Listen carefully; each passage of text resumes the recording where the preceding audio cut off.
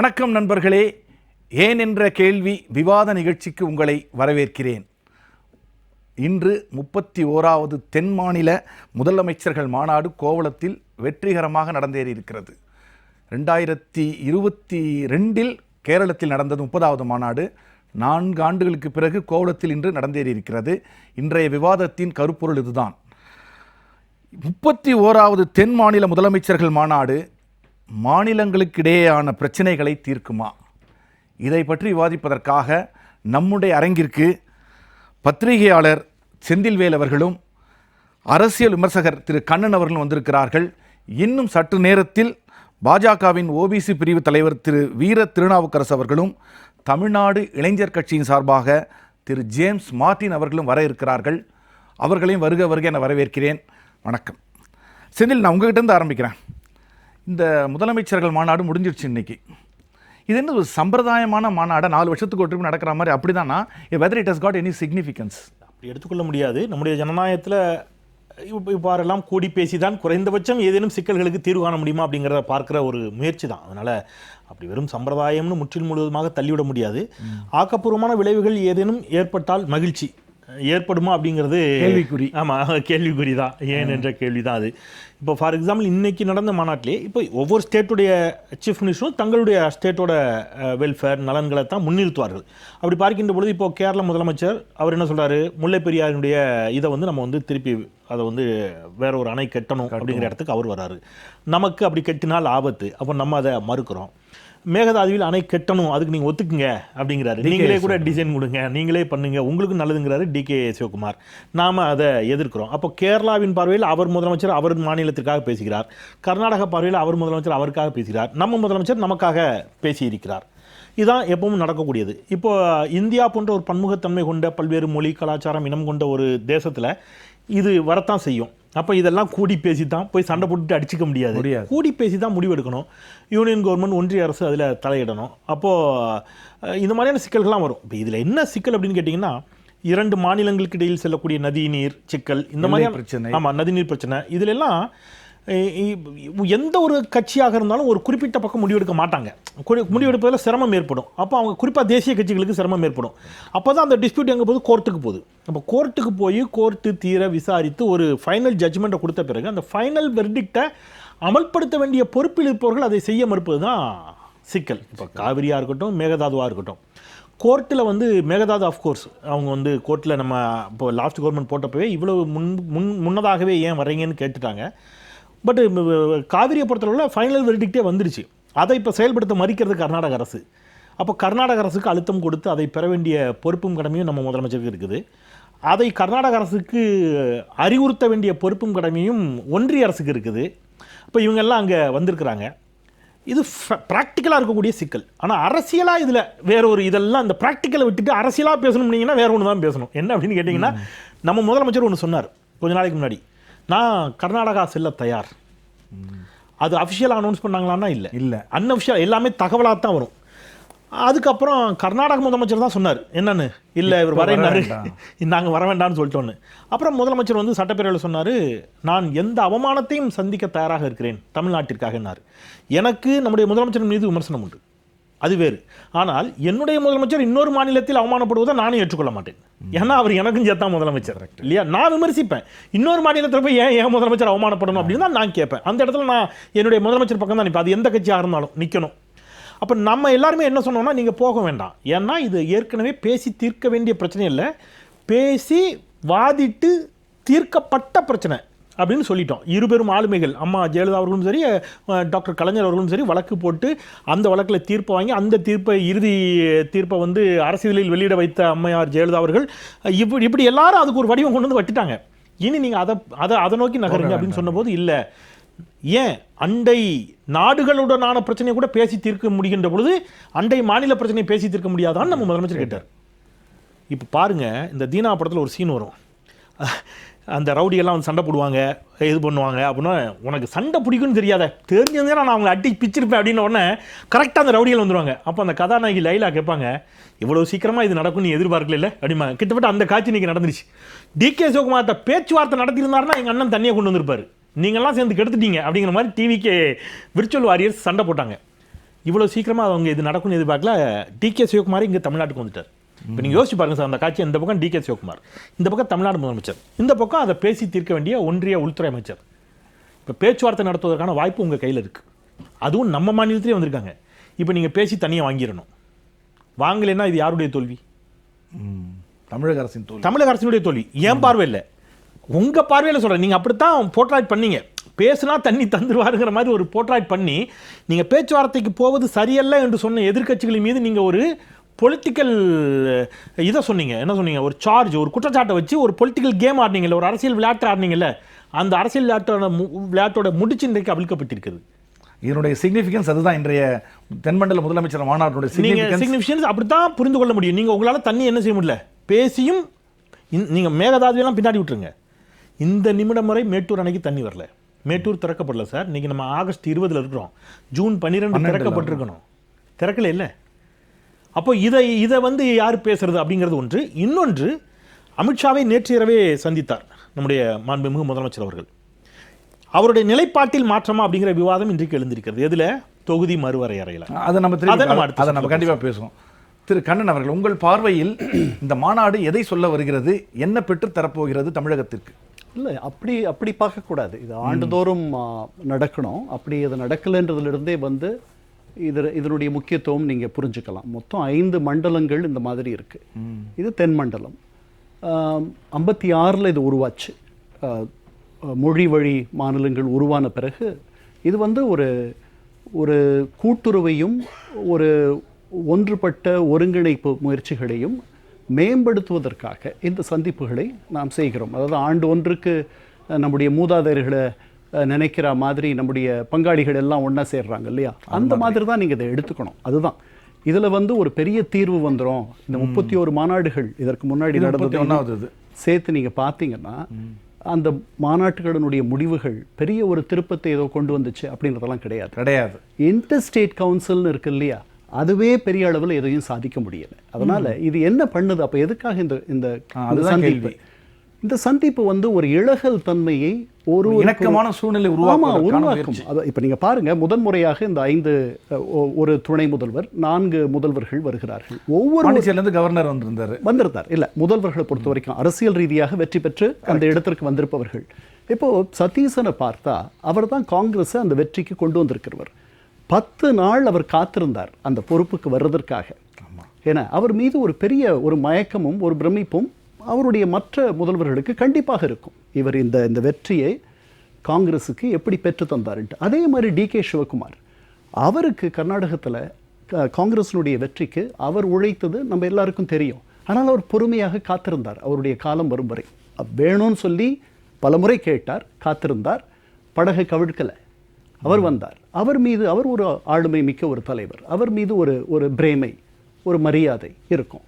அதே மாதிரி நம்முடைய முதல்வர், அதாவது தொன்று தொட்டு இந்த மண்ணில் இருக்கக்கூடிய அரசியல் கட்சிகளை தவிடு பொடியாக்கிவிட்டு திடீரென்று வந்திருக்கிறார். அதனால் இவர்கள் ஒவ்வொருவரும் பொது வாழ்வில் ஒரு பெரிய இடத்திற்கு வந்திருப்பவர்கள். அதற்கு அவர்கள் தந்திருக்கிற விலை அவர்கள் எல்லாருக்கும் தெரியும். அதனால் ஒரு ஸ்நேக உணர்வோடு தான் அவர்கள் ஒருவரை ஒருவர் பார்ப்பார்கள். இதுதான் முதல் முறை அவங்க சந்திக்கிறாங்க. இதுதான் இதனுடைய முக்கியத்துவம்னு நான் நினைக்கிறேன். இது ஒரு இழகல் தன்மையை அவங்களுக்குள்ள கொண்டு வரும். அதைத்தான் வந்து நம்முடைய முதல்வர் ஒருவேளை முதன்மைப்படுத்தி அங்க போய் பேசலாம். அஸ்திவாரமா கொண்டு மேற்கொண்டு இந்த நடவடிக்கைகளோ பேச்சுவார்த்தைகளோ இது வந்து இந்த உறவுகள் வந்து தென்னை மாதிரி. இதற்கு நீங்க தொடர்ந்து நீர் வார்க்கணும். இது பனை கிடையாது, தானா வளர்றதுக்கு. அதனால அந்த நோக்கம்தான் இந்த தென்மண்டல மாநாட்டினுடைய உச்சக்கட்ட நோக்கம். இப்போ இந்த மாநாடு வந்து எவ்வளவு நேரம் நடக்குது? ஒரு 5 மணி நேரம் நடக்குமா? அதுல வந்து பொருள் பொதிந்து என்ன பெருசாக பேசிட முடியும்? நம்முடைய ஒவ்வொருத்தருடைய நிலையை தான் சொல்ல முடியும். ஏற்கனவே கர்நாடகம் சொல்லிடுச்சு அவங்களுடைய நிலையை. அவங்க 2 பேருக்கும் இந்த அணை வந்து பயன்படும் அப்படின்ட்டு. இது ஒன்றும் புது தகவல் இல்லை. அவங்க வழிவழியாக சொல்லிட்டு இருக்கிறது தான். நாம் அதை ஒத்துக்கலை. அப்புறம் ஒரு புதிய ஒரு தத்துவத்தை சொல்கிறார். அவர் என்ன சொல்கிறார்? நீர் பகிர்வு பங்கீடு என்பதை தாண்டி நீர் ஒத்துழைப்பு என்ற இடத்திற்கு நாம் நகர வேண்டும் என்று ஒரு புதிய கோட்பாட்டை. ஆமாம், அவர் ரொம்ப சாதுரியமாக ஒரு புதிய தத்துவத்தை நுழைக்கிறார். அப்புறம் சதீசன் சொல்கிறார் இல்லையா, ஒரு புதிய அணை எங்கள் செலவில் நீங்கள் கட்டிக்கங்க, நீங்கள் டிசைன் பண்ணுங்க, நீங்கள் வடிவமைங்க. அது புதுசில் 2009 அவங்க சொல்கிறது. அதை நாம் ஏன் வேண்டான்னு சொல்கிறோம்னா, நம்முடைய ஏகபோக நீர் உரிமையை நாம் விட்டு தருவது போல் ஆகிவிடும். அதனால் nobody is moving a single inch. இதில் இந்த 5 மணி நேரம் சந்திப்பில் ஒரு 7-8 பேர் சந்திப்பதில் எப்படி ஒரு தீர்வு வரும்? அதுக்கப்புறம் பொது வாழ்க்கைக்கு வந்துட்டால் அங்கே வந்து அவமானம் மானம் அதெல்லாம் பார்க்கக்கூடாது. தந்தை பெரியாருக்கு பிடித்த மிகப்பெரிய குறள் என்ன தெரியுமா? குடிப்பிறந்தாருக்கு இல்லை பருவம் மடி செய்து மான கெடும். பொது வாழ்க்கைக்கு வந்துட்டு தன்னுடைய சமூகத்தை உயர்த்தணும்னு நினைக்கிறவனுக்கு மானம் அவமானத்தை பார்க்கக்கூடாது. நம்முடைய அரங்கிற்கு இந்த விவாதத்திற்காக வந்திருக்கும் திரு வீர திருநாவுக்கரசு பாஜகவின் ஓபிசி பிரிவு தலைவர் அவர்களையும், தமிழ்நாடு இளைஞர் கட்சியின் சார்பாக வந்திருக்கும் திரு ஜேம்ஸ் மார்ட்டின் அவர்களையும் வருக என வரவேற்கிறேன். திரு திருநாவுக்கரசு, இன்னைக்கு 31வது தென்மண்டல முதல்வர்கள் மாநாடு முடிந்திருக்குது. இந்த மாநாட்டினுடைய உண்மையான நோக்கம் என்ன? பொதுவாக ஏற்கனவே உள்ள நோக்கம் தான். இதில் ஒன்றும் புதுசாக எதுவும் இல்லை. புதுசாக இல்லை. ஏன்னா இது வந்துட்டு சிஸ்டமேட்டிக்காக ரொட்டீனாக நடக்கிற விஷயம் தானே. இந்த மாதிரி விஷயம்லாம் நீங்கள் சொன்ன மாதிரி இது 31வது சதர்ன் சோனல் கவுன்சில். இது அதுக்கான மாநாடு நடந்துகிட்டு தான் இருக்கும். பட் என்றைக்குமே மகாத்மா காந்திஜி சொல்கிறாரு, உரையாடல் மூலமாக ஞானம் பிறக்கும் அப்படின்றாங்க. நம்ம பாரம்பரியத்தில், பாரத நாட்டு பாரம்பரியத்தில் உரையாடல் என்பது குரூப்பாக உட்காந்து உரையாடுறதா இருக்கட்டும், தனி மனித உரையாடல் இருக்கட்டும், மாற்று கருத்து கொண்டவங்க செந்தில்ல இருக்காங்க, நாங்கள் இருக்கிறோம், மாற்று கருத்து உள்ளவங்க உரையாடல், இதெல்லாம் வந்துட்டு ஒரு தீர்வு நோக்கி ஒரு தெளிவு நோக்கி நம்மளை வந்துட்டு தள்ளும். இது சட்டப்படியே நடத்தக்கூடிய மாநாடு. இது இந்த தென் மாநில முதல்வருடைய இந்த கூட்டம் என்பது சட்டப்படியே இதை பண்ண வேண்டிய விஷயம். நிறைய டிஃப்ரென்ஸ் ஆஃப் ஒப்பீனியன் இருக்கத்தான் செய்யும். பக்கத்தில் உட்காந்து பேசும்போது அவங்க சைடு இது எப்படி யோசிக்கிறாங்க, நம்ம சைடு உள்ள நியாயம் என்ன, இதெல்லாம் எடுத்து சொல்கிறதுக்கும் அவங்களோட பெர்ஸ்பெக்டிவை நம்ம வந்துட்டு தெரிஞ்சுக்கிறதுக்கும் ஒரு வாய்ப்பு.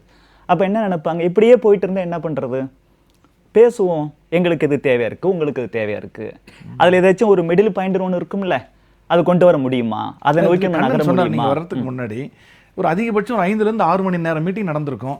5 மாநில முதல்வர்கள் வந்திருக்காங்க, ஒவ்வொருத்தரும் பேசியிருப்பாங்க. அந்த நிமிஷத்துக்குள்ள என்ன பேசி பெரிய தீர்வு காண முடியும்? சார் பேசும்போது எனக்கு உட்காந்து கேட்டுட்டு தான் இருந்தேன். சார் வந்துட்டு இல்ல சொல்றேன், ஒரு 7-8 பேர் கூடி பேசுறதால என்ன வந்துரும் அப்படின்றாங்க. 2 நாட்டுக்கு இடையிலேயே 2 நாட்டோட தலைவர்கள் தான் பேசுவாங்க. இத்தனை கோடி பேர் மக்கள் இருக்கிறாங்கன்னா எல்லாரையும் கூட்டி வச்சு பேச முடியாது. நல்லா தெரிஞ்சிருக்கும். முக்கியம் இல்ல, சார் சொல்லும் போதே அப்படி சொன்னாங்க, ஒரு 7-8 பேர் ஒரு 5-6 மணி நேரத்துல அப்படின்றாங்க. பயோலேட்டரல் ரிலேஷனே பாத்தீங்கன்னா அதுவே 1 மணி நேரம் 1/2 hour இப்படிலாம் நடக்கும். அதுக்கு தொடர்ந்து இது வந்துட்டு இதோட முடிஞ்சு போகுதா அப்படின்னு கிடையாது. ஃபர்தர் அடுத்ததும் வந்துட்டு பேசி ஏதாச்சும் முடிவு கொண்டு வருவாங்க. இது கான்ஸ்டிடியூஷன் படி ஏற்கனவே உள்ள ஒரு முறைப்படி நடக்கக்கூடிய ஒரு விஷயம் நடந்திருக்குது. இதுல வந்துட்டு பேசியிருப்பாங்க. ஒரு ஸ்டெப் முன்னாடி போகட்டுமே, நல்லது தானே, அது கூட எல்லாருக்கும் நல்லது தானே. இன்னைக்கு கூட தமிழக முதலமைச்சர் அவர்கள் டீலிமிட்டேஷன் குறித்து இதுவரைக்கும் அவர் பேசி இருந்தது வேறையாவும், இன்னைக்கு அங்க மத்திய உள்துறை அமைச்சர் மாண்புமிகு அமித்ஷா அவர்கள் நியாயமா இருக்குது. ஒருவேளை ஹோம் மினிஸ்டர் அமித்ஷா அவர்களை வரவேற்கும் பொழுது இது குறித்து அவங்க பேசியிருக்கலாம். நம்ம முதலமைச்சர் மாண்புமிகு ஜோசப் விஜய் அவர்களுக்கு இது குறித்து ஒரு பெட்டர் அண்டர்ஸ்டாண்டிங் வந்திருக்கலாம். பாருங்க, இது ஒரு பெனிஃபிட் தானே நமக்கு. கூடி பேசாம போயிருந்து அப்படி இருந்திருக்காதுல்ல. இந்த மாதிரி கூடி பேசுவது நம்ம சிஸ்டம், இது நன்மை தான் முடியும். கண்டிப்பா. திரு ஜேம்ஸ், இதனுடைய பலாபலன் என்ன? இது சொல்ல வரும் கருத்து என்ன? இந்த மாநாடு இதுக்கு முன்னாடி நடந்ததுலேருந்து என்ன வந்ததோ அதே தான் அவுட்புட். முன்னாடி ஒன்றுமே கண்ணன் சொன்னார், இது வரைக்கும் பெரிய சிக்னிஃபிகன்ஸ் அதே தான் எதுவும் நடந்தது இல்லை. ஸ்டாலின் அவர்கள் வலியுறுத்தும் போதும் பார்த்தீங்கன்னா இதே பிரச்சனைகளை சொல்லியிருந்தார். அதே எடப்பாடி அவர்கள் அதுக்கு முன்னாடி அட்டன் பண்ணும்போதும் அதே நீட்டு விஷயத்துக்கு எங்களுக்கு விலக்கு, இந்த மாதிரி எல்லா விஷயங்களையும், ஜிஎஸ்டி வந்து ரிட்டர்ன் பண்ணுங்கள், எங்களுக்கு லாஸாக இருக்குது. ஸோ நிதி, நம்மளுடைய மாநிலம் சார்ந்த நதிநீர் பிரச்சனைகள், அதுக்கப்புறமா பார்த்தீங்கன்னா இந்த நீட்டு, இது தொடர்ந்து ஒரு 15 வருடம், அதாவது 15 வருடம் இல்லை, 3 மீட்டிங்காக நடக்குது. ஆனால் அந்த கருத்தை நம்ம யார்கிட்ட சொல்கிறோன்ற ஒரு இது இருக்கு இல்லையா, 3 இடத்துல யார் இருந்திருக்கா அப்படின்னா பாஜக. அப்போ அவங்க பாஜக வந்து மெஜாரிட்டி வந்ததுனால தென்னகத்தில் அவங்களுக்கு பெரிய அளவில் ஒரு இது கிடையாது, சப்போர்ட் இல்லை, கண்டிஷனல் சப்போர்ட்டில் தான் இருக்காங்க. ஸோ அப்படி இருக்கிற ஒரு சூழ்நிலையில் அவங்க வழக்கம் போல தான் கருத்துக்களை கேட்டாங்க. என்னதான் தென்னிந்தியாவிலிருந்து ஒரு சில விஷயங்களை தாண்டி மற்ற விஷயங்களில் ஒற்றுமையான ஒரு குரல் போனாலுமே மத்திய அரசாங்கம் அதை புறக்கணிக்கிறது. அப்படி தான் பார்க்க முடியும். ஏன்னா இதில் எந்த அவுட்புட்டுமே இது நாள் வரைக்கும் வரல அப்படின்னா, நீங்கள் சொல்கிறத சொல்லுங்கள், நாங்கள் செய்கிறத செய்ய போகிறது இல்லை அப்படிங்கிறத வெளிப்படுத்தியிருக்காங்க. சம்பிரதாய சடங்கு மாதிரி தான் இருந்தது அப்படின்னு. அது பாஜக இருக்கிற வரைக்கும் அப்படி தான் இருக்கும் அப்படிங்கிறத பாஜக மேலே தான் ஜம்ப். இல்லை, ஆமாம், அப்படி தானே. ஏன்னா அதிமுக அப்போ கூட்டணியிலேயோ இல்லை ஒரு நல்ல உறவில் இருந்தாங்க, அப்பயும் ஒன்றும் நடக்கல. இந்த 14க்கு முன்னாடி இருந்து நடந்திருக்கு இந்த மாநாடுகள். அதுக்கு முன்னாடி என்ன பலாபலனை பெற்று தந்திருக்கு? 14லேருந்து பாஜக ஓகே, 14க்கு முன்னாடி அதுக்கு முன்னாடியுடைய தகவல் எனக்கு கரெக்டாக தெரியல. ஆனால் நம்ம ஒரு டிகேடுக்கான இதை எடுத்துப்போம், அட்லீஸ்ட் ஒரு ட்ராக்ஷனுக்காக. அப்போ அப்படி பார்க்கும்போது பார்த்தீங்கன்னா எதுவும் இல்லை. இப்போ முதல்வர் அவர்கள் சொல்லியிருக்காரு, கூடுதலாக சில விஷயங்களை கொண்டு வந்திருக்காங்க. ஒரு வாட்டரை நம்ம எப்படி கனெக்ட் பண்ணி ட்ரேடிங் சிஸ்டத்துக்கு நம்ம உபயோகப்படுத்தலாம் அப்படின்னு ஒரு புதுசாக ஒரு விஷயம் பேசப்பட்டிருக்கு. கடந்த முறையோட இந்த முறை தொழில் சார்ந்து நம்ம சேர்ந்து பயணிக்கலாம்ங்கிற மாதிரி.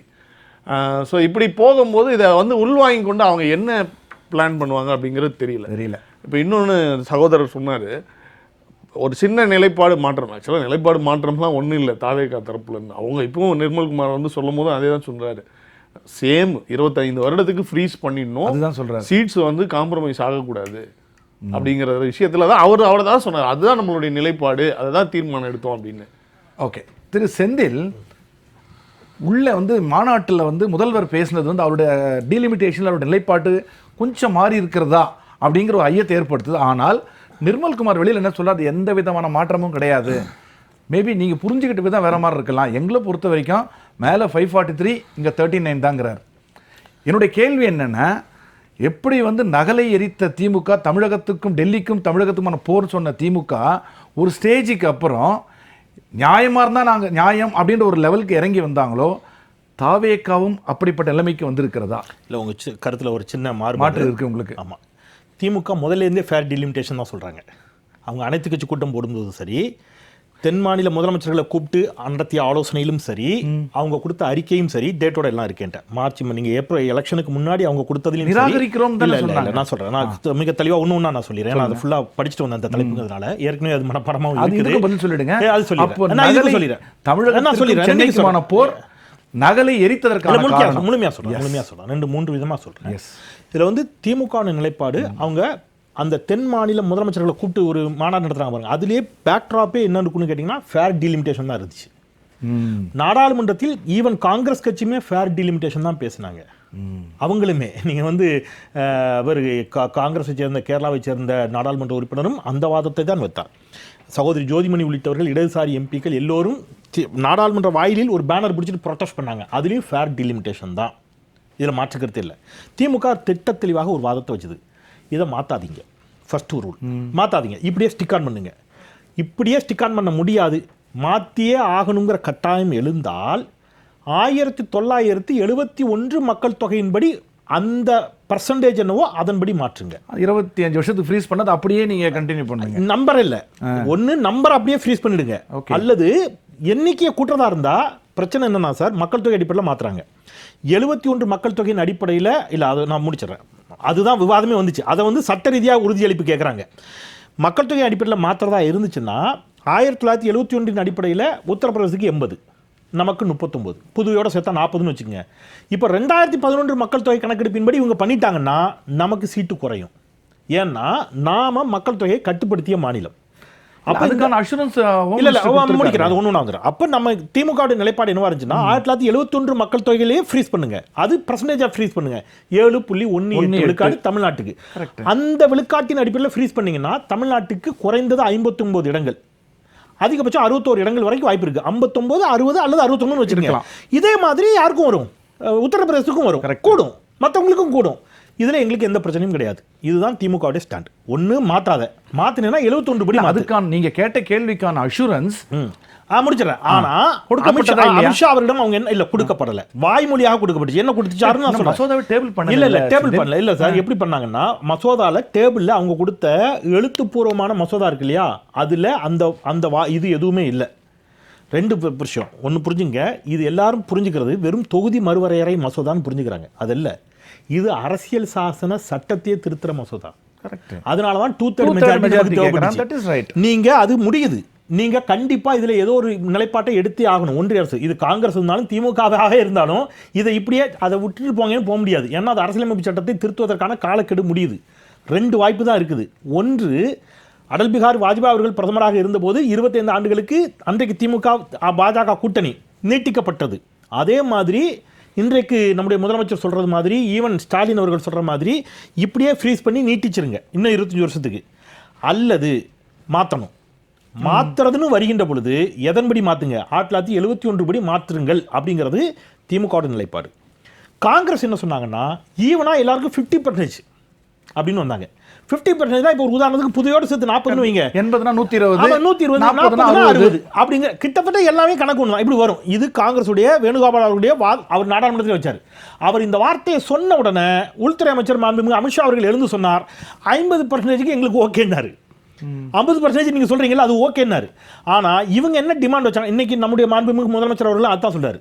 நீங்க அந்த வார்த்தையை நீங்க நல்லா கவனிச்சீங்கன்னா சார் ரொம்ப முக்கியமான வார்த்தை. ஏன் முதலமைச்சர் சொன்னதில் அந்த டவுட் எல்லாருக்கும் வந்துச்சுன்னா, தீர்மானம் கடந்த வாரம் போட்ட தீர்மானத்தில் இருக்கக்கூடிய வார்த்தை தமிழில் மக்களவையின் மொத்த உறுப்பினர்களின் எண்ணிக்கை 543 நிரந்தரமாக்கப்பட வேண்டும். இது வாரம். இன்னைக்கு அவங்க கொடுத்துருக்கிறத கவர்மெண்ட்டுக்கு, யூனியன் கவர்மெண்ட்டுக்கு அங்கே அவங்க பேசுனது எழுத்துப்பூர்வமாகவும் இருக்கும். அதில் அவர் என்ன சொல்றாரு, I therefore urge the union government to provide a clear legislative assurance. இதை திமுகவும் சொல்லுது, legislative assurance that no state will suffer a reduction in its percentage of representation. சொல்லி இப்போ இன்னைக்கு அவர் கொடுத்த ஸ்டேட்மெண்ட் அதுதான். அப்போ இதுதான் திமுகவுடையும், எந்த ஒரு மாநிலமும் மக்கள் தொகை குறைத்த காரணத்திற்காக விகிதாச்சாரத்தில் குறைஞ்சிடக்கூடாது. அதை எப்படி கேட்கிறாரு, ரொம்ப தெளிவாக கேட்கிறாரு, கிளியர் லெஜிஸ்லேட்டிவ் அஷூரன்ஸ், சட்டபூர்வமான உறுதியளிப்புங்கிறாரு. இதை திமுக இதுல ஸ்டிக் ஆன் பண்ணுது, ஈவன் அதிமுக இதுல ஸ்டிக் ஆன் பண்ணுது. ப்ராப்ளம் என்னன்னா உள்துறை அமைச்சர் அமித்ஷா அவர்கள் வாய்மொழியாக அந்த உத்தரவாதத்தை நிர்மல்குமாரோட ஸ்டேட்மெண்ட் அது அல்ல, வெளியில வந்து பேசினா ஸ்டேட்மெண்ட். நிர்மல்குமார் என்ன சொல்றாரு அப்படின்னா, இதை நீங்க அப்படி புரிஞ்சுக்காதீங்க அப்படின்னா அவர் ஒரு பழக்கம் சொல்றாரு. அப்ப இதுல எப்ப நமக்கு கிளாரிட்டி வரும்னா சார், நிச்சயமாக என்னுடைய முதலமைச்சர், நம்முடைய முதலமைச்சர் வாயை திறந்து இதில் தெளிவுபடுத்தணும் பண்ண வேண்டிய, அல்லது குறைஞ்சபட்சம் சார் அவருடைய அதிகாரப்பூர்வ ட்விட்டர் பக்கத்துல இன்னைக்கு இதுதான் எல்லா தொலைக்காட்சியிலும் விவாத பொருளாகுதுன்னு தெரியும். நாங்கள் கொடுத்தது தொடர்பாக ஊடகங்களில் வெளியான செய்திகளில் தவறாக புரிந்து கொள்ளப்பட்டதாக அறிகிறேன். தாவேக அரசினுடைய நிலைப்பாடு என்பது டீலிமிட்டேஷன் தான் என்று அவர் ஒருவேளை ஒரு தெளிவா கொடுத்திருந்தாருன்னா நாம அந்த ஸ்டாண்ட் எடுத்துடலாம். அதுதான் திரு கண்ணன், திரு செந்தில்வேல் சொன்னதுல உங்களுக்கு ஏற்புடையதா? அது திமுக வந்து ஆரம்பத்துல ஃபேர் டீலிமிட்டேஷன் சொல்லியிருந்தோம் அப்படிங்கிறது உங்களுக்கு ஏற்புடையதா? ஆமா, அவங்க அப்படித்தான் சொன்னாங்க. அதுதான் சொன்னாங்க. இது வந்து இந்திய அரசியலமைப்பு சட்டம் இதை வந்து நமக்கு செய்யணும்னு சொல்லுது. இதே மாதிரி அமெரிக்காவில் ஒரு நிலைமை இருந்துச்சு. 1929 1929 பெர்மனண்ட்டாக ஃப்ரீஸ் பண்ணிட்டாங்க. அப்போ அமெரிக்காவினுடைய மக்கள் தொகை 12 கோடி. அப்போ அவங்களுடைய 2 அவைகளுடைய கூட்டு தொகை பார்த்தீங்கன்னா 435, 100 மாநிலங்களவை, 335 மக்களவை. இன்னைக்கு 35 கோடி பேர் இருக்காங்க. அதே எண்ணம் 3 டைம்ஸ். ஆமாம், எதுவும் மாறலை. ஏன்னா அன்னைக்கு நிரந்தரமாக இப்போ தாவேக்காவினுடைய நிலை அதுதான். இது நிரந்தரமாக நீங்கள் வந்து இப்போ இருக்கிற எண்களையே வச்சிருங்க, மாற்றாதீங்க எதையும் அப்படின்னு அவங்க சொல்கிறாங்க. இப்போ வந்து சட்டசபையில் போட்ட தீர்மானம் அதுதான். ஆமாம். ஆனால் இன்னைக்கு முதல்வரோட ஸ்டேட்மெண்ட் அது கொஞ்சம் கான்ட்ரடிக்ஷன் ஆகுது. அது இல்லை, அவர் இதில் என்னென்னா கொஞ்சம் நுவான்ஸ்டாக இருக்குது. நுவான்சஸ். அந்த நுவான்ஸ் என்னென்னா அந்த அந்த ஒரு ஒரு எப்படி சொல்கிறது நுவான்ஸை தமிழில் அவர் என்ன சொல்கிறாருன்னா, முன்னாடி வந்து இந்த எண்ணிக்கை அப்படியே இருக்கட்டும், நிரந்தரமாக்குங்க இந்த எண்ணை அப்படின்னு சொன்னார். இப்போ வந்து அவங்க கொடுத்துருக்கிற அந்த அறிக்கையில் என்ன மறைமுகமான வார்த்தையை சொல்லிக்கலாம், அது எடுத்துக்கலாம். நுவான்சாஸ்ங்கிறதுக்கு அதை ஏற்றுக்கொள்ளக்கூடிய நிலைமையில் அப்படின்னு எடுத்துக்கலாமா? ஒரு ஒரு சின்னதாக ஒரு சின்ன ஒரு மாற்றம் இருக்கு. மாற்றம் இருக்கிற மாற்றம் என்னன்னா, முன்னாடி நிரந்தரமாக இதே எண்கள் இருக்கணும்னு சொன்னவங்க இன்னைக்கு எங்களுக்கு எந்த விதமான குறைவும் வந்துடக்கூடாதுன்னு சொல்கிறாங்க. அது வந்து திமுகவுடைய நிலைப்பாடு. ஒவ்வொரு 25 ஆண்டுகளும் இதை பண்ணணும், ஒவ்வொரு மக்கள் தொகை கணக்கெடுப்புக்கு பிறகும் பண்ணணும். நம்ம ரொம்ப நாளாக அதை பண்ணலை. 71 ஒரு 25 ஆண்டுகள் ஒத்தி போட்டோம். அப்புறம் 2002 என்னமோ இது நடந்துச்சு. நம்ம அதற்கு முன்னாடி 71க்கு முன்னாடி 41 இடங்கள் இருந்துச்சு நமக்கு, அது 39 குறைஞ்சது. அதற்கு பிறகு இன்றைக்கு நமக்கு இருக்கிற எண்கள் வந்து 67லேருந்து இப்போ வரைக்கும் இதே 39 தான் நம்ம வச்சுருக்கோம். 67லேருந்து இப்போ வரைக்கும் அப்படின்னா கிட்டத்தட்ட ஒரு ஏறக்குறைய 59 ஆண்டுகள் எந்த விதமான மாற்றமும் இல்லாமல் தான் இருக்குது, சமாளிச்சிட்டோம். இதை தொடர்ந்து நம்ம ஏன்றோம். இதில் இருக்க சிக்கல் என்னென்னா, இங்கே இருக்கக்கூடிய ஒரு நாடாளுமன்ற உறுப்பினர் அவர் வந்து ஒரு 18 லட்சம் பேரை பிரதிநிதித்துவப்படுத்துகிறார். பீகார்லேயோ உத்தரப்பிரதேசத்துலேயோ 25 லட்சம் பேரை பிரதிநிதித்துவப்படுத்த வேண்டியிருக்கு. அதுதான் சிக்கல். அதுதான் சிக்கல். திருநாவுக்கரசு, உங்கள்கிட்ட ஒரு ஸ்பெசிஃபிக்காக ஒரு கேள்வி கேட்கணும். இன்னைக்கு மீட்டிங் நடந்தது. பீயிங் அ ஹோஸ்ட் நேத்தைக்கு வந்து உள்துறை அமைச்சரை நம்முடைய முதல்வர் போய் பார்த்தார். அது போகிறதுக்கு முன்னாடி சட்டசபையில் ஒரு விஷயம் பேசுகிறாங்க. அறநிலைத்துறை அமைச்சர் ஒரு கேள்விக்கு எழுந்துக்கிறாரு.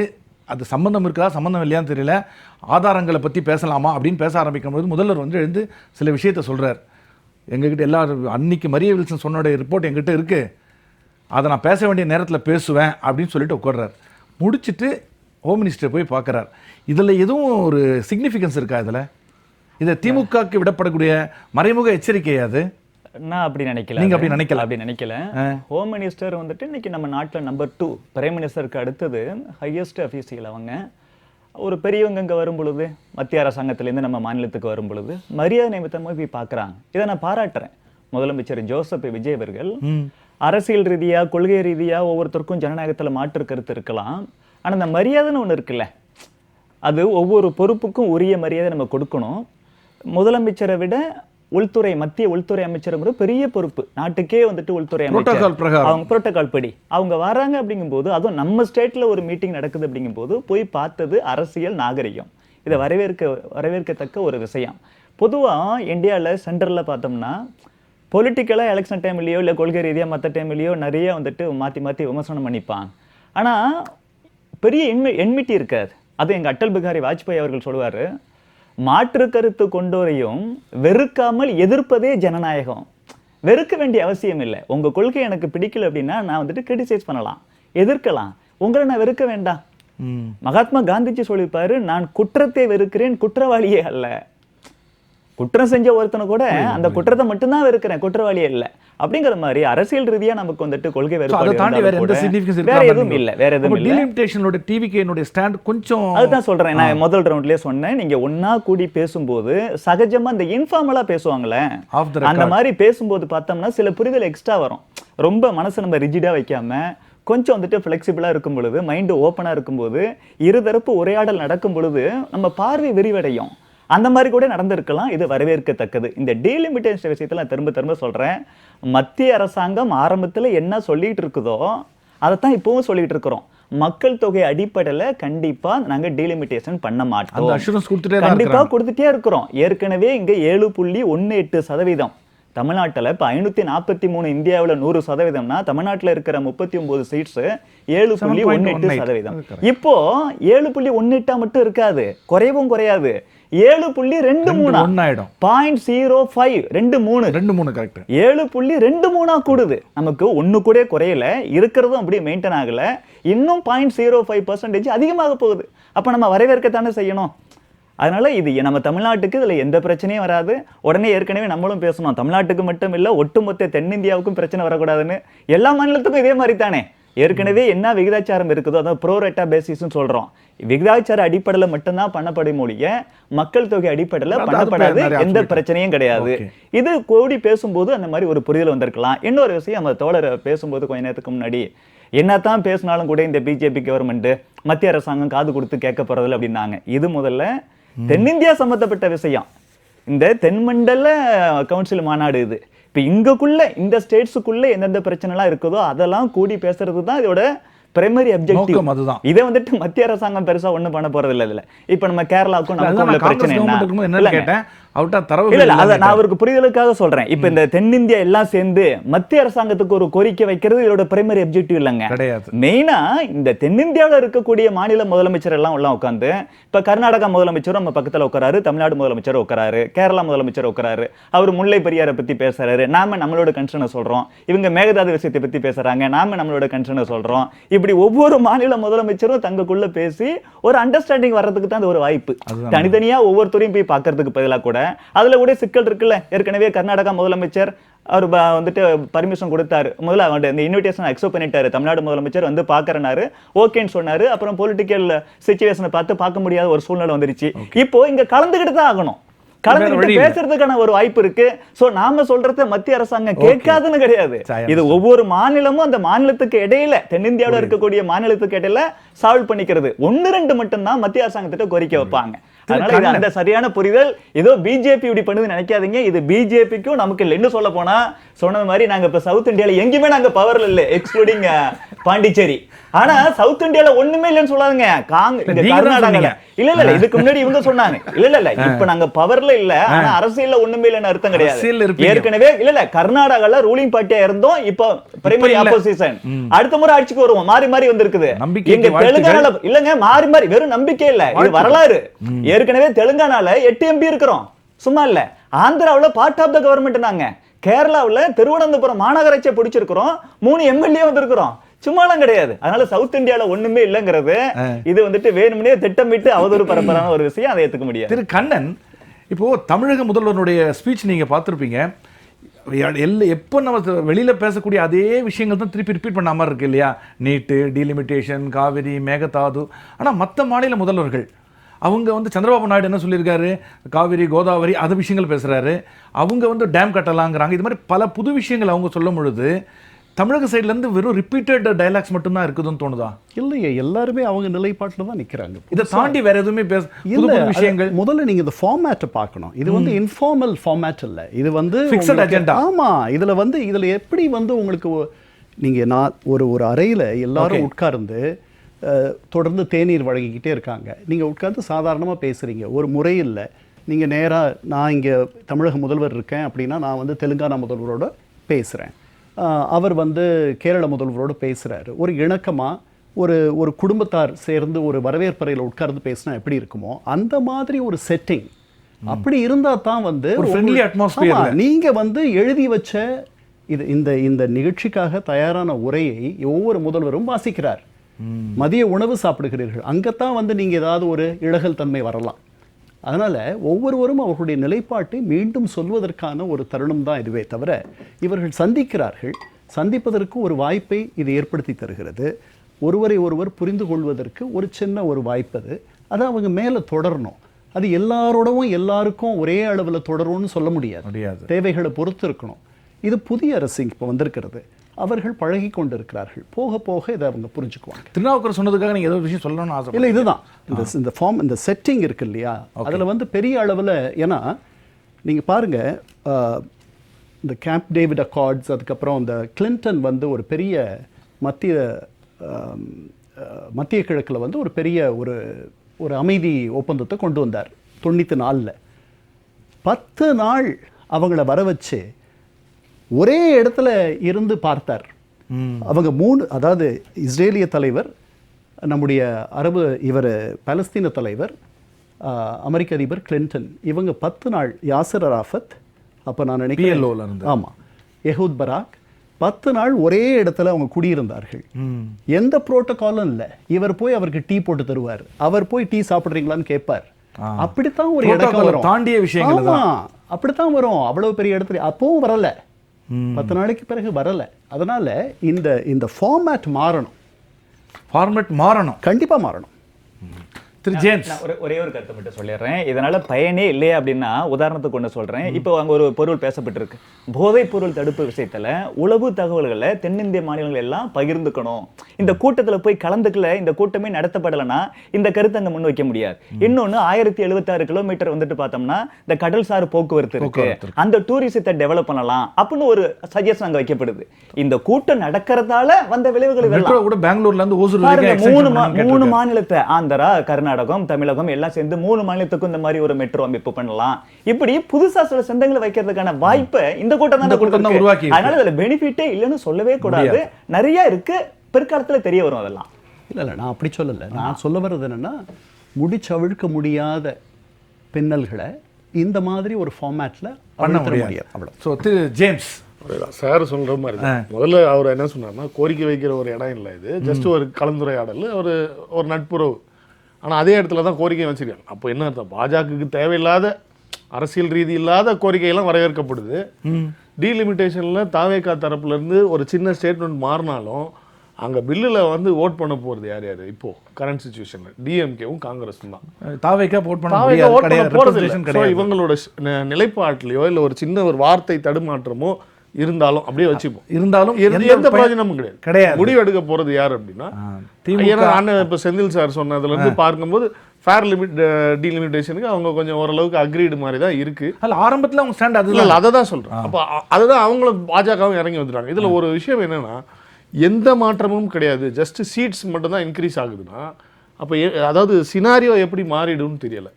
ஏன்னா எம்பிஸுக்கு பொதுவாக மக்களோட பெரிய அளவில் ஒரு இணக்கம் கிடையாது. அவங்க ரெப்ரசன்டிங் தான் பண்ணுறாங்க. இப்போ இதே எம்எல்ஏவோ ஒரு கவுன்சிலரோ எடுத்தோன்னா மக்களோட இருக்க வேண்டிய சூழ்நிலை நிறையா இருக்குது. எம்பியெல்லாம் பார்த்துருக்க கூட மாட்டாங்க டெக்னிக்கலி ஸ்பீக்கிங். அவங்க மோஸ்ட்லி டெல்லியில் இருக்காங்களா, எங்கே இருக்காங்கன்னு கூட தெரியாது. அப்போ அவங்க என்ன பேசுகிறாங்கன்றதே வெளியே வர்றது கொஞ்சம் ரொம்ப ரேரு. மேஜரான இந்த விஷயங்களுக்கு தான் இவர்கள் இதை பேசுனாங்க அப்படின்னு சில எம்பிகள்லாம் பேசியிருக்காங்களா இல்லையான்னு கூட அந்த கான்ஸ்டியூன்சி மக்களுக்கு தெரியாது. இப்போ இதுதான் எம்பியோட ரிலேஷன்ஷிப். இப்போ இதில் வந்து பெரிய அளவில் இன்க்ரீஸ் ஆகும்போது இந்த மாதிரி பில் விஷயங்களுக்கு தான் இதுவாகுமே தவிர மக்களுக்கு அதாவது பாலிசி ரீதியாக தான் அது வந்து பிரதிபலிக்கும். அப்போது இன்னைக்கும் பெரிய அளவில் சதர்ன் ஸ்டேட்ஸ்ல இன்க்ரீஸ் ஆனாலும் எந்த இம்பாக்ட் இருக்காது. இன்னைக்கு அதுதானே சொல்லுவாங்க. அன்னைக்கு சட்டசபையில் தாவேகா தரப்புலேருந்து பேசும்போது இங்கே வந்து சவுத்தே ஏன் தமிழ்நாடு 18 லட்சத்துக்கு 20 லட்சத்துக்கு ஒரு எம்பி இருக்கும்போது நீங்க அப்படி சொல்றது பார்க்கும்போது வரும். அதுக்கு தான் நான் இந்த 5 லட்சத்துக்கு ஒரு எம்பி 7 லட்சத்துக்கு ஒரு எம்பின்ற சூழ்நிலை வரும்போது கொஞ்சம் அந்த டிஸ்டன்ஸ் குறையும். அந்த இடத்துக்கு தான் நான் இந்த பாயிண்ட்டை கொண்டு வந்தேன். அதாவது எம்எல்ஏ மாதிரி எம்பிக்கு இங்கே பெரிய அளவில் ஒரு இம்பாக்ட்ஸ் ஏற்படுத்த முடியாது. Policy based Tamil Nadu policy based அந்த மாதிரி கான்ஸ்டுவன்சிக்கு பெருசாக இது வரைக்கும் அவுட்கம் பார்த்ததில்லை. ஏன்னா ஏதாவது ரெஃபரன்ஸ் இருந்தால் சொல்லட்டும். Okay okay okay. எந்த கான்ஸ்டுவன்சிக்கு அந்த எம்பிசி எந்த இடத்துல என்ன பேசி அதில் என்ன நடந்ததுங்கிறதெல்லாம் பெரிய யாருக்குமே தெரியாது மக்களுக்கு. ஸோ இதான் ரியாலிட்டி. முடிச்சிருங்க நீங்கள். இல்லை அந்த ரியாலிட்டி புரிஞ்சுக்கணும். ஏன்னா இதில் வந்து தாவேக்கா அப்படி சொல்லிட்டாங்க இந்த நிலைப்பாடு அதெல்லாம் இல்லை கிடையாது. இதில் வந்து டீலிமிட்டேஷன் வந்து ஒர்க் அவுட் ஆகலனாலும் சரி ஒர்க் அவுட் ஆனாலும் சரி பெருசாக வந்து இருக்க பொருள். திரு செந்தில், இப்போ உங்களுடைய இப்போ இவங்க சொன்னதெல்லாம் கேட்டிருப்பீங்க நீங்கள். தாவேக்கா மாறினா என்னங்க இருக்க போது ஜேம்ஸ் சொல்கிறார். என்ன அவங்கள ஓட்டு போட போகிறாங்க? அவங்களும் எம்பி கிடையாது, இருந்த ஒரு எம்பியும் காங்கிரஸுக்கு கொடுத்துட்டாங்க. அப்போ திமுக தான் சொல்ல வேண்டியிருக்கு. அவங்க அதெல்லாம் நீங்கள் பெருசாக இம்பார்ட்டன்ஸ் கொடுக்காதீங்கிறார். இல்லை அதான் திருப்பி சொல்கிறேன். திமுக மட்டுமல்ல, நான் முதல் சுற்றிலே சொன்னேன், காங்கிரஸ், கம்யூனிஸ்ட், ஐயுஎம்எல் எல்லோருடைய நிலைப்பாடும் என்னவா தான் இருந்துச்சு? ஃபேர் டீலிமிட்டேஷன் என்ற ஃபோட்டோ ஆதாரங்கள் இருக்குது. மிகச்சரியாக 5/3/2025 நடைபெற்ற அனைத்து கட்சி கூட்டத்தில், அன்றைக்கு திமுக சார்பில் கூட்டப்பட்ட கூட்டத்தில் திரு புஷி ஆனந்த் அவர்களும் அதில் கலந்து கொண்டார். ஆனால் அவர் அன்னைக்கே வெளியில் வந்து பேசுகின்ற பொழுது எங்களுக்கு நோ டீலிமிட்டேஷன் சொல்லிட்டார். நான் அதையும் சொல்கிறேன், முற்றிலுமாக நிராகரிக்கிறோம் அப்படின்னு தான் சொன்னார். எஸ், அது சொல்லிட்டாரு. ஆனால் தீர்மானங்களை வந்து நான் வந்து இங்கே வாசிக்கிறேன். முதல் தீர்மானம் என்ன இருக்குன்னு கேட்டிங்கன்னா, இந்திய நாட்டின் கூட்டாட்சி அமைப்பிற்கும் தமிழ்நாடு மற்றும் தென்னிந்திய மாநிலங்களின் அரசியல் பிரதிநிதித்துவ உரிமைக்கு மிக பெரும் அச்சுறுத்தலை ஏற்படுத்தக்கூடிய மக்கள் தொகை அடிப்படையிலான நாடாளுமன்ற தொகுதி மறுசீரமைப்பை இந்த அனைத்து கட்சி கூட்டம் ஒரு மனதாக கடுமையாக எதிர்க்கிறது. இது ஃபர்ஸ்ட், வேண்டாம் மக்கள் தொகை அடிப்படையில். அடுத்தது வர்றாங்க, நீங்கள் பண்ணியே தீர்வீங்கன்னா அதுதான் அடுத்த லைன். நாட்டின் நலனுக்காக மக்கள் தொகையை கட்டுப்படுத்திய இதெல்லாம் அதில் வந்துடுறாங்க. நீங்கள் வந்து நாங்கள் வந்து அனுபவிக்கணுமான்னு. மூன்றாவது, மேலும் நாடாளுமன்றத்தில் தற்போதைய உறுப்பினர்களின் எண்ணிக்கை உயர்த்தப்படும் பட்சத்தில் 1971ஆம் ஆண்டு மக்கள் தொகை அடிப்படையில் தற்பொழுது நாடாளுமன்றத்தின் இரு அவைகளிலும் மாநிலங்களுக்கிடையே எந்த விகிதத்தில் தொகுதிகளின் எண்ணிக்கை உள்ளனவோ 2.2:1 அது. எஸ், அதே விகிதத்தில் தமிழ்நாடு உள்ளிட்ட, தமிழ்நாட்டுக்கு மட்டும் பேசல, தென் மாநிலங்களின் தொகுதிகளின் எண்ணிக்கையை உயர்த்துவதற்கு தேவையான அரசியல் சட்ட திருத்தத்தை மேற்கொள்ள வேண்டும் என ஒன்றிய அரசை இந்த அனைத்து கட்சி கூட்டம் வலியுறுத்துகிறது. இதை நான் ஏன் இவ்வளவு தெளிவாக அந்த அறிக்கையோடு எடுத்து சொல்றேன்னா, திமுக ஸ்டாண்டை மாத்திடுச்சுங்கிற மாதிரியான ஒரு தோற்றத்தை ஏற்படுத்த தாவேகா முயற்சித்தது. முதலில் முயற்சித்தார். அதான் அந்த சட்டப்பேரவை தீர்மானம் கொண்டு வருகின்ற பொழுது திரு ராகுல் காந்தி அவர்கள் வந்து இங்க ஒரு வார்த்தை வச்சார், தொகுதி மறுசீரமைப்பை ஆதரிப்பவர்கள் எட்டப்பர்கள் அப்படின்னு சொன்னார். ஆக்சுவலி எட்டப்ப அவருடைய அந்த ராஜா சமூகத்தை அவங்களுடைய குடும்பத்தை சேர்ந்தவர்கள் அதை நீங்க பயன்படுத்தாதீங்கன்னு சொல்றாங்க. எங்களை நீங்க அப்படி சொல்லக்கூடாது ரொம்ப நாளா சொல்றாங்க. இருந்தாலும் அவர் சொல்ல வர்றதனுடைய நோக்கம் வந்து அது காலங்காலமாக பொது புத்தியில துரோகத்தின் அடையாளம் அப்படி வச்சுக்கிடும். இப்ப நான் என்ன கேட்கிறேன், இன்றைக்கு மாண்புமிகு முதலமைச்சர் அவர்கள் தன்னுடைய நிலைப்பாட்டை மாற்றிருக்கிறார் என்ற ஒரு விவாதம் எழுகிறது இல்லையா? இப்போ ராகுல் காந்தியினுடைய அந்த விமர்சனம் விஜய் அவர்களுக்கு பொருந்துமா? உங்களுடைய கேள்வி வந்து விஜய் எட்டப்பனான்னு கேக்குறீங்களா அப்படின்னு ராகுல் காந்தி சொல்றாரான்னு கேக்குறீங்க. அப்படித்தான். அப்போ விஜயும் தன்னுடைய நிலைப்பாட்டில் உறுதியாகத்தான் இருக்கிறார் அப்படிங்கறத அமைச்சர் நிர்மல்குமார் சொல்றார். இப்ப நமக்கு ஒரு கிளாரிட்டி தேவை. என்ன கிளாரிட்டி அப்படின்னு கேட்டீங்கன்னா, இப்ப திமுக பக்கம் நீங்க ஒரு சந்தேக பார்வை வச்சீங்க, அது ஒரு விளக்கத்தை கிளாரிட்டி கொடுத்துட்டாங்க. என்ன கொடுத்தாங்க? கடைசியாக நாடாளுமன்றத்தில் 3 மாதத்துக்கு முன்னாடி தான் சார், 30 வருஷமா இல்லை, 3 மாதத்துக்கு முன்னாடி கொண்டு வரப்பட்ட மசோதாவை கடுமையாக திமுக எதிர்த்தது. இங்கே வந்து நான் சட்டமன்ற தேர்தல் காலகட்டம், ஆனாலும் பரப்புரையை கூட தவிர்த்து விட்டு அங்கே போனாங்க. கருப்பு சட்டை ஏந்தினார், கருப்பு கொடி எல்லா இடங்களிலும் ஏந்தப்பட்டது. அந்த மசோதாவை தீயிட்டு நாமக்கலில் ஸ்டாலின் அவர்கள் கொளுத்தினார். நம்ம பார்த்தோம். நாடாளுமன்றத்திலும் அது தோற்கடிக்கப்பட்டது. அதில் திமுகவின் பங்கு பெரும் பங்கு எல்லாருக்கும் தெரியும். 3 மாதத்துக்குள்ளே நீங்கள் இப்போ ஒரு நிலைப்பாட்டை எடுக்கின்ற பொழுது நீங்கள் அனைத்து எம்பிக்கள் கூட்டம்னு ஒன்று கூட்டுறீங்க. அப்போ திமுக என்ன சொல்லுது, அனைத்து கட்சி கூட்டத்தை கூட்டுங்க, கூட்டி எல்லோரும் சேர்ந்து தொகுதி மறுவரையறை குறித்தும் தீர்மானம் நிறைவேற்றும், காவிரி சிக்கல் குறித்தும் தீர்மானம் நிறைவேற்றும். ஏன்னா காவிரியில் தண்ணீர் வரல இல்லையா, காஞ்சி கிடக்குது இல்லையான்னு கேட்குறாங்க. அதுக்கு மறுக்கிறது தாவேகா. அனைத்து எம்பிக்கள்னு ஒரு கூட்டத்தை கூட்டுறீங்க. இப்போ சகோதரர் பேசுகின்ற போது ஒரு லாஜிக்காக அவர் கேள்விக்கிறார். அவர் ஹீஸ் ரைட். என்ன சொல்கிறாரு, தாவேகாக்கு எம்பியே இல்லை, கிடையாது. அதுடைய நிலைப்பாட்டை வாக்காக அங்கே செலுத்துவதற்கான வாய்ப்பு இன்னும் கிடைக்கல அப்படின்னு. அந்த வாய்ப்பை அவங்க தான் தவற விட்டாங்க. ஏன்னா நாடாளுமன்ற தேர்தலுக்கு முன்பாக அவங்க கட்சி ஆரம்பிச்சிட்டாங்க, அவங்க போட்டியிடலை. அது ஏங்கிறது அவங்களுக்கு தான் தெரியும், அதை விட்டுருங்க. அதன் பிறகு ஒரு ராஜ்யசபா எம்பி அவர்களுக்கு கிடைக்கக்கூடிய வாய்ப்பு இப்போ கிடைச்சது, அதையும் காங்கிரஸுக்கு கொடுத்துட்டாங்க. ரைட், நன்றி விசுவாசத்துக்காக கொடுத்தாங்க. அது ஓகே, அது எதுவாக இருந்தாலும் அதில் அவங்க அதுக்கு முன்பாக கூட இருந்துக்கலாம். அதுக்குள்ளே நான் போகிறோம். பட் நீங்கள் உங்களுக்கான வாய்ப்பை நீங்கள் இழந்தீங்க, இருக்கட்டும். இப்போ ஓகே, நீங்க கொடுத்துட்டீங்க, இழந்தீங்க மீன்ஸ் கொடுத்தீங்க. இல்ல சார், இழந்தீங்க இல்ல சார், இழந்தீங்க நான் சொல்ல போயிடுவாங்க. இல்ல, இழந்தீங்கன்னு சொல்றது போட்டிட்டு தோற்றீங்க நான் மீனிங்ல சொல்ல வரல. நீங்க போட்டி இடாததுனால அந்த வாய்ப்பு இழந்தீர்கள், அந்த இடத்துல சொல்ல வரேன். ரொம்ப கவனமா தான் சொல்றேன். இப்போ நான் என்ன சொல்றேன், ஓகே விட்டீங்க, உங்களுக்கு அதை பத்தி கவலை இல்லை. அப்படி இல்லாத போது நீங்க எதுக்கு எம்பிக்களை கூப்பிட்டு ஒரு மீட்டிங் போட்டீங்க? அனைத்து கட்சிகளை கூப்பிடுங்க ஒன்று. அப்பவே திமுக என்ன சொல்லிச்சு, சார் இப்போ அனைத்து எம்எல்ஏக்கள் கூட்டம் அப்படின்னு திமுக ஒன்று நடத்தி தனியாக திரு ஆதவர்ஜன் அவர்களுக்கு, திரு புசியானந்த் அவர்களுக்கு கடிதம் அனுப்புனா என்ன ஆகும்? தலைமைக்கு அனுப்பாமல் அனுப்பணும். அப்போ நீங்கள் என்ன கூப்பிட்டுருக்கணும், தலைமைக்கு அனுப்பியிருக்கணும், அனுப்பலை. இதெல்லாம் நீங்கள் ஒரு விஷயத்தை கன்வே பண்ணீங்க. அது டெலிபரேட்டாக பண்ணாங்கன்னு சொல்கிறீங்க. டெலிபரேட்டாக பண்ணாங்க. என்ன பர்பஸ் இருக்கும் செந்தில்? என்ன பர்பஸ்னா சார், நாடாளுமன்றத்தில் இந்த நடைபெற்று முடிந்த அந்த கூட்டத்தொடரில் அந்த மசோதா தாக்கல் செய்யப்படுவதற்கான சாத்தியமே இல்லை. கிடையாது. ஏன்னா அதுக்கான இதை கொடுத்துருக்கோம், டிராஃப்டை கொடுத்துருக்கோம். அதை பற்றி பேச்சே வரல. காங்கிரஸுக்கு ஒரு பீதியும் அச்சமும் வந்துச்சு. ஒருவேளை வந்து திமுக ஒருவேளை ஆதரிச்சு ஒருவேளை நிறைவேறிடுச்சுன்னா காங்கிரஸுக்கு ஒரு பீதி வந்துச்சு. அப்போ மக்களவை நடத்த விடலை. ஆமாம், காங்கிரஸ் என்ன பண்ணுது, டெஸ்ட் பண்ணி பார்க்கணும் திமுகவை அப்படின்னு. அங்கே திரு அவர் பேர் என்ன, வினி சக்கரவர்த்தி இல்லை, அவர் பேர் பிரவீன் சக்கரவர்த்தி வந்து இதை வந்து நகர்த்துறதா எனக்கு ஒரு டவுட். அவரும் நம்ம மாணிக்கம் தாகூர் அவர்களும் சேர்ந்து நகர்த்தி இப்படி ஒன்று நடத்துங்க அப்படின்னு நடத்துனாங்க. திமுக புறக்கணிக்குது. ஏன்னா திமுக என்ன மூட்ல இருக்குன்னு தெரிஞ்சுக்க முடியலையே அப்படிங்கிற ஒரு சரி சட்டப்பேரவை நடக்குதுல்ல, அங்க ஒரு தீர்மானத்தை கொண்டு வாங்க. திமுக வைக்கப்பட்ட செக்ன்ற மாதிரி தான் எல்லாரும் பேசினாங்க. ஆனா திமுக என்ன பண்ணுச்சு, சட்டப்பேரவையில் ஒரு தீர்மானம் கொண்டு வந்தீங்க. திமுக என்ன பண்ணுச்சு, உங்க தீர்மானத்தை நாங்கள் ஆதரிக்கிறோம். என்னடா ஆதரிச்சிட்டாங்க, சரி பிரச்சனை முடிஞ்சுது. சரி, அப்ப கேட்கப்பட்ட கேள்வி என்னன்னா, அங்க வராதவங்க இங்க எதுக்கு ஆதரிச்சீங்க, அங்கேயே வந்திருக்கலாமே நீங்க. எங்க எம்பி கூட்டத்துக்கு? சார் அப்படி இல்லை, நீங்க யாரை கூப்பிட்டீங்க? தலைமை கூட்டு தான் நீ வந்திருப்பீங்களா? இல்ல, நீங்க ப்ராப்பரா தானே பண்ணிருக்கணும். சரி, இப்படி நாங்க அப்படின்னா திமுக பரவாயில்ல, இப்படி கேளுங்க, அனைத்து கட்சி கூட்டத்தை கூட்டி காவிரி விவகாரத்தை பேசுங்கன்னு சொன்னா அங்க பேசாதவங்க ஏன் இங்க போய் பேசுறீங்கன்னு கேட்கலாம்ல. அப்படி அதல்ல, நீங்க முறையா பண்ணல. ஓகே, இப்ப திமுக தன்னுடைய நிலைப்பாட்டை தெளிவுபடுத்திச்சு. இப்ப நீங்க மாத்திட்டீங்களோங்கிற டவுட் வருது. அப்போ திமுகவினுடைய ஒரே ஒரு விஷயம் முடிச்சிடறேன். திமுக தலைமை முதல் கீழே வரைக்கும் தன்னுடைய நிலைப்பாட்டை நாடாளுமன்றத்தில் வாக்கெடுப்பின் மூலம் தெரியப்படுத்தி விட்டார்கள். உங்களுக்கு அந்த வாய்ப்பு இல்லை, வாய்ப்பு வருகின்ற போது நீங்க அதை தெரியப்படுத்துவீங்க, நான் நம்புறேன். நீங்க இதுதான் ஓட்டு போட போறீங்க, நான் நம்புறேன், அது எனக்கு மாற்று கருத்து இல்லை. இப்படி வச்சுப்போம். இப்போ திமுக சட்டப்பேரவையில் நீங்க ஒரு தீர்மானம் கொண்டு வந்தீங்க, தன்னுடைய நிலைப்பாட்டை தெரியப்படுத்திடுச்சு.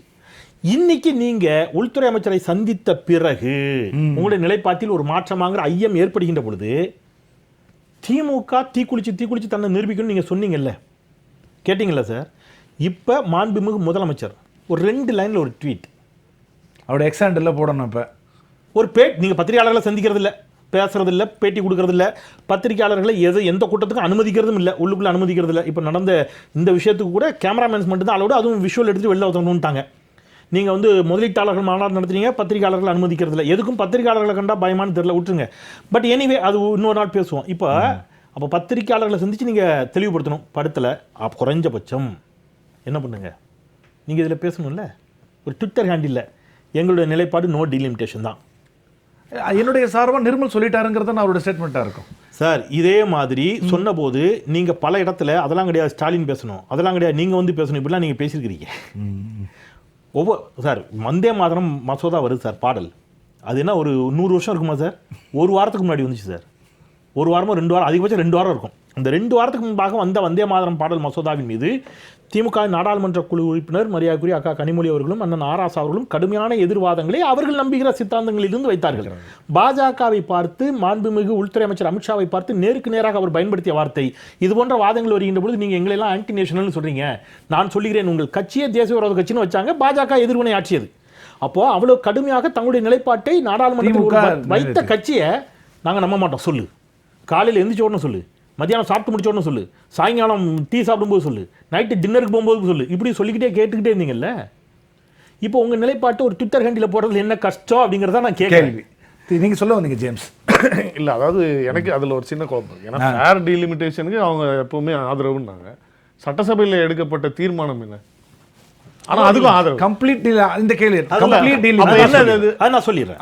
நான் இல்ல, சொல்லிடுறேன். அப்ப அவங்க சொல்லிருக்கலாம். அவங்க எதிர்த்தரப்புல என்ன சொல்லிருக்கலாம், நாங்க ஃபேர் டீலிமிட்டேஷனுக்கு வந்து தயாரா இருக்கிறோன்ற ஒரு விஷயத்தை மக்கள் வந்து ஓரளவுக்கு தெளிவு கிடைச்சிருக்கு. ஏன்னா நம்ம ஒரே ஒரு வார்த்தையில இருந்து இவ்வளவு தூரம் போகும்போது பேசுறதுக்கு நல்ல தெளிவான ஒரு இடம் இருந்திருக்கு. அங்க மக்களுக்கு நல்ல தீர்மானம் நிறைவேற்றது ஒட்டு மொத்தமா நிராகரிக்கிறதுக்காக தான். ஆமா, அப்படி இருக்க பட்சத்துல முன்னாடி ஒரு சின்ன விஷயம், உதயநிதி அவர்கள் ஒரு தீர்மானம் நிறைவேற்றுறதுக்கு முன்னாடி, தாவேக்கா நிறைவேற்றுறதுக்கு முன்னாடி ஒரு இது வச்சாரு. அதுக்கப்புறம் அதை ஏற்று மாற்றி தீர்மானம் நிறைவேற்றினாங்க. அப்போ இதே மாதிரி ஒரு விஷயம் வரும், மேகதாதுக்கு இல்லையா அது? ஆமா, அதான் சொல்லுவாங்க. அப்போ அது மாதிரி இவங்க கிட்ட ஒரு கான்ஃபிளிக்ட் ஆஃப் இன்ட்ரெஸ்ட் இருக்கு அப்படின்னா, நாங்க இந்த மாதிரி ஒரு விஷயம் ஒரு ஸ்டாண்ட்ல இருக்கோம் அப்படின்றது மக்களுக்கு சொல்லிருக்கலாம். திமுக ஏன் தவற விட்டது சொல்றேன். ஏன்னா பாமகவும் அதிமுகவும் தெளிவா அவங்க ஸ்டாண்ட் சொன்னாங்க. அவங்க ஸ்டாண்ட்ல எப்பவுமே இருக்காங்க. இல்ல நான் திருப்பி சொல்றேன், அந்த உறுதித்தன்மை திமுகவிடம் இல்லையா சார்? எனக்கு புரியவே இல்லை அந்த உறுதித்தன்மை. தாவே கடல புரியல. நான் சொல்றேன், திருப்பி வாசிக்கிறேன் புரியுதான்னு பாருங்க. சொல்லுங்க. 5/3/2025 தீர்மானத்தை நான் திருப்பி வாசிக்கிறேன். விடுபட்ட லைன். ஆமா, இல்ல கடந்த ஆண்டு நான் திருப்பி சொல்றேன். 1971ஆம் ஆண்டு மக்கள் தொகை கணக்கெடுப்பின் அடிப்படையிலேயே நாடாளுமன்ற தொகுதிகள் தொடர்ந்து வரையறுக்கப்படும் என்று கடந்த 2000 ஆண்டில் அன்றைய பிரதமர் அவர்கள் உறுதி அளித்தவாறே தற்போதும் இந்த வரையறை 2026 மேலும் 30 ஆண்டுகளுக்கு நீட்டிக்கப்படும் என்று மாண்புமிகு பிரதமர் அவர்கள் நாடாளுமன்றத்தில் உறுதியளிக்க வேண்டும். அரசமைப்பு சட்டத்தில் அதற்குரிய சட்ட திருத்தமும் நாடாளுமன்றத்தில் நிறைவேற்றப்பட வேண்டும் சொல்லிட்டாங்க. 30 வருஷம் எக்ஸ்டெண்ட் பண்ணு. இதான் ஃபர்ஸ்ட் டிமாண்ட். நெக்ஸ்ட் கேக்குறாரு. வர சார் வர நெக்ஸ்ட் டிமாண்ட். அப்படி வரையறுக்க முடியல அப்படின்னு நீங்க வந்துட்டீங்கன்னா சார், 2 விஷயம் சார். சொத்தை பிரிக்கிறதா சமாபரின்னு சொல்றான். நீங்க சொத்தை பிரிக்காதீங்க. நீங்க இல்ல அது ஆதரிச்சது தப்பு இல்லைங்கிறேன் சார். ஒன்னு விஷயம் புரிஞ்சுங்க சார். எனக்கு கண்டிப்பா தொகுதி மறுவரையறை வேண்டும் என்பது திமுக நிலைப்பாடு அல்ல. வேண்டவே வேண்டாம். ஓகே, கண்டிப்பா வேணும் அப்படிதான் நான் சொன்ன மாதிரி சொல்ற மாதிரி. இதுல என்ன சார் பிரச்சனை? குழப்பம் எனக்கு புரியவே இல்லை. திருநாவுக்கரசு கொஞ்சம் நீங்க அனுமதிக்கணும், ஒரு 4-5 கருத்து சொல்லிடுறேன். சொல்லுங்க. கடைசி 2 நிமிஷம். ஆமா.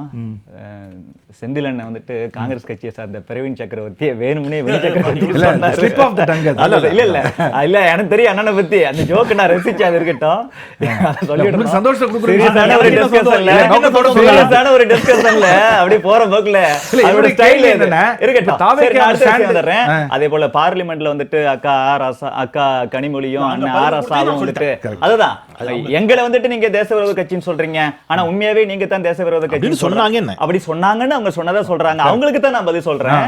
இவங்களுக்கு ஒவ்வாத கருத்தை வைக்கும்போது இவங்க இன்னொரு கட்சியை தேச விரோத கட்சின்னு சொல்லலாமா? அப்ப இவங்க ஒரே ஒரு நிமிஷம்